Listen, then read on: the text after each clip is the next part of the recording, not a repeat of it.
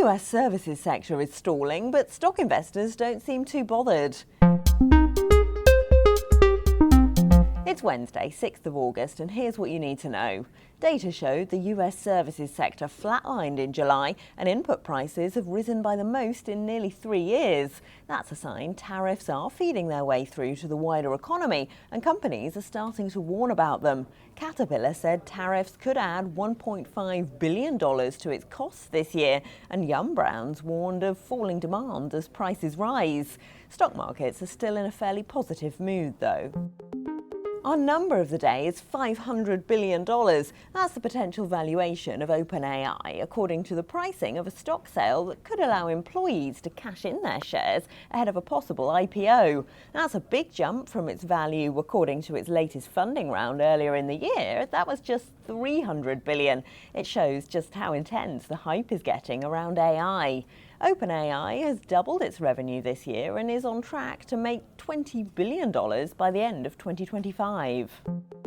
Watch out for the names mentioned to be President Trump's pick to join the Fed Board of Governors. He says he's going to make that decision by the end of the week after Adriana Kugler announced she's stepping down on Friday. That person could also be the president's pick to replace Fed Chair Jerome Powell.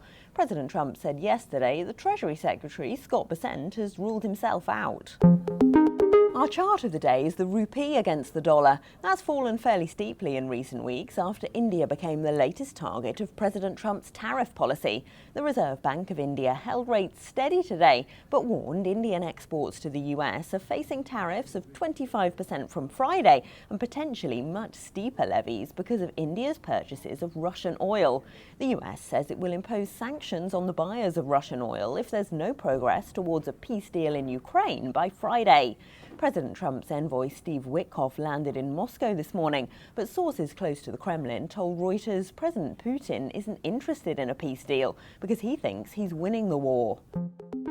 And our stock of the day is Disney. It reports results after the bell, and its sports network ESPN has reached a deal to buy the NFL's media assets. In exchange, the NFL will get a 10% stake in ESPN worth between $2 and $3 billion. Disney is about to launch an ESPN streaming service that would give US viewers access to all NFL games for $29.99 a month. And that's what you need to know this morning.